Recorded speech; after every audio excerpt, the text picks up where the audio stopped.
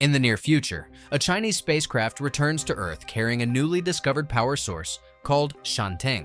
Within just a few years, it replaces all traditional energy sources, and cities experience unprecedentedly rapid development. Unfortunately, this intensive use of Shanghai also attracts the attention of an alien species that, in retaliation for having their Shanghai stolen, one day launches their ships to attack all of Earth's major cities.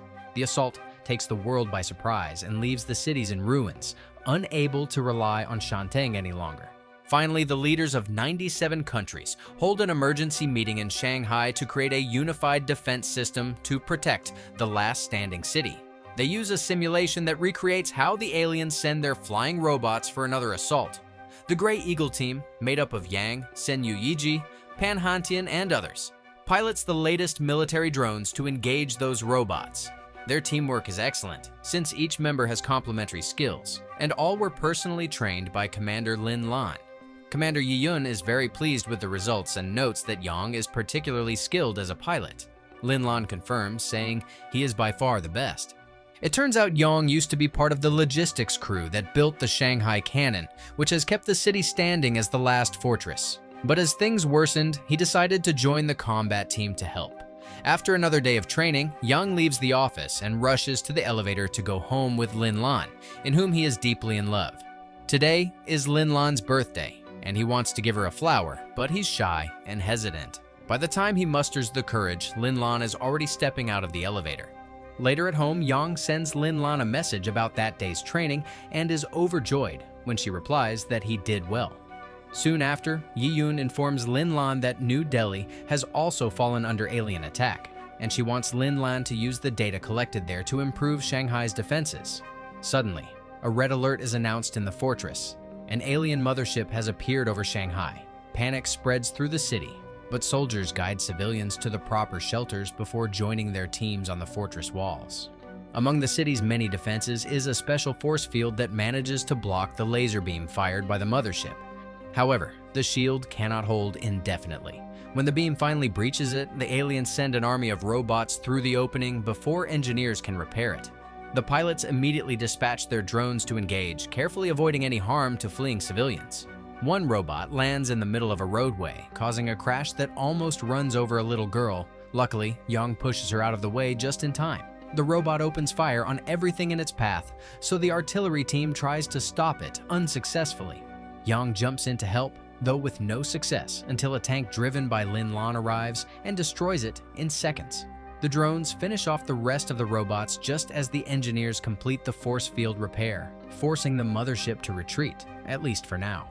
Later, the scientific division reports to the committee that they scanned the mothership during the battle and discovered a weak point in its structure. The committee wants to use the Shanghai cannon to strike it, but Yi Yun forbids this, since a counterstrike might endanger many lives.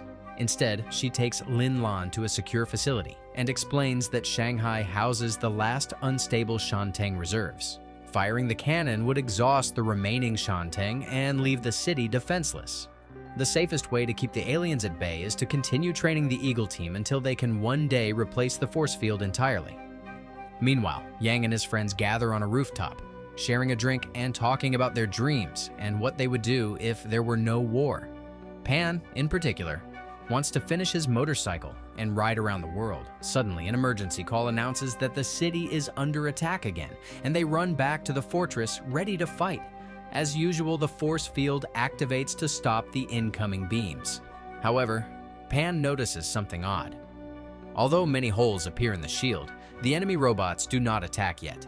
He realizes it's a trap. The aliens are forcing them to repair the field over and over until Shanghai runs out and the city falls. The next beam to break through causes massive damage inside the fortress, and the robots finally pour in. Soldiers have no choice but to fight hand-to-hand, but ordinary bullets aren't enough, and many die in the process. The Eagles join the battle as reinforcements but still can't hold the line, so they make their way into the control building to take over the drones. While the Eagle team works to repair the field, the committee disobeys Yi Yun's orders and fires the cannon, though not at full power, so as not to use all the remaining Shanghai. The shot hits the mothership, and the Eagles complete the field repair, forcing the enemy to withdraw. Nearby, one robot that seemed destroyed reactivates itself. That night, the Eagle members pursue their personal hobbies, and Yang finally dares to invite Lin Lan for a motorcycle ride, only to wake up and realize it was all a dream. Upon awakening, Yang receives good news. The Eagles have been promoted thanks to their outstanding performance the previous night. Yiji decides they should celebrate and heads to a club, but Yang cannot stop thinking about Lin Lan. Watching him brooding on a rooftop, Yiji advises him not to be afraid to confess his feelings, as no one knows if the aliens will give them another chance in the future. Later, they see on television that the man who fired the cannon has been promoted to major and, in his speech, refers to someone he loves. Yang thinks he means Lin Lan and feels deeply sad. That night, Yang goes to a noodle restaurant and is surprised to find Lin Lan there. They talk about the pressure of having to save the world and mourn the lives lost in battle. Seeing how tense Lin Lan is, Yang finally musters the courage to give her his gift to cheer her up. After she leaves, Yang messages her asking to meet the next day and is delighted when she agrees. The following day, Pan and Sen Yu dress Yang in a leather jacket to impress his date, but Yiji thinks it inappropriate and insists he wear his uniform. Moments later, Yang meets Lin Lan and is disappointed to learn she only wanted to check the generators. As Yang performs maintenance, Lin Lan tells him about her training days and how her father, a cold soldier, died in battle. Lin Lan cannot help but cry as she remembers, and looking at the sky, tells Yang she hopes that one day children can look up and see stars instead of the beams that keep the force field active. Shortly after, panic spreads as the ground begins cracking, as if struck by an invisible earthquake. Yiyun informs the committee that the energy reserves are unstable, and that firing the cannon has further destabilized them, meaning the force field could collapse soon. Suddenly, an alert warns of mysterious fissures in the shield, so Yiyun races back to the command center to guide the Eagle team's repairs. Thanks to their skillful teamwork, the field returns to normal, if only temporarily. At that moment, a robot bursts through the command center ceiling and begins killing people. Soldiers try to stop it, but their weapons are useless. Pan tries to strike it with a fire extinguisher, but that fails too, and the robot retaliates, dragging him to the field control panel to shut it down. With his last breath, Pan activates the self-destruct sequence, and Yang and Sen Yu must drag a crying Yiji away before the room explodes. The field immediately reactivates once the robot is destroyed.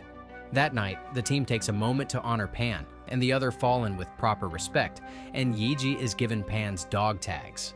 Returning to the dorms, Yang gives Yiji Pan's motorcycle key, since he always wanted her to have it. Later, the committee debates abandoning Shanghai, but Yiyun refuses, revealing she has devised one final battle plan. They will deactivate the field and redirect all its energy to the cannon, so it will be powerful enough to destroy the mothership. The Eagles must become the defense in place of the shield, and they accept the mission despite its incredible danger. Yiyun also asks Lin Lan to stay behind at the Shanteng chamber to guard it. All civilians are evacuated to shelters until the streets are empty. This will allow soldiers to fight more freely and tanks to be stationed at every corner. Before joining the combat, each soldier leaves an item in a box to be preserved for 100 years in case the city also falls. Sen Yu leaves a letter for her parents. Yiji leaves Pan's keys. Yang picks his phone, but before leaving, he sends a message to Lin Lan, confessing his feelings. Unfortunately, due to current power issues, the message fails to send. This time, the Eagles must pilot real fighter jets instead of drones. As soon as the field goes down, alien robots descend and a fierce aerial battle begins. The Eagles coordinate their skills in the sky alongside a drone army. But it's not enough. Some robots break through to attack the command center. With words of encouragement for his team, Yiyun dies when the command room explodes. Then the robots head for the Shanteng facility, and the Eagles and tanks rush to stop them, starting another deadly clash. Lin Lan inspects the cannon and finds it fully charged. Now they only need to wait until the mothership is in position. Robots breach the ground defenses, and one leaps onto Yiji's plane. Yiji is told to barrel roll. Yang approaches and strikes the robot with his own jet, destroying it but setting his wing ablaze. He must eject into the emergency capsule, which lands right in the middle of battle. He immediately rejoins the fight on foot, firing at robots at point-blank range. And when one is about to kill him, Gigi appears and destroys it with her plane. She too joins the ground fight, determined to avenge Pan. Meanwhile, Sen Yu flies toward the mothership to draw it into the cannon's range. But it's surrounded by too many robots, so she needs backup. Gigi returns to the command center and, thinking of Pan, activates a special grenade, sacrificing herself to kill many robots. Yang meets Sen Yu in the air using Gigi's plane. The mothership finally moves into position. The cannon fires immediately, causing a massive explosion that also damages nearby buildings.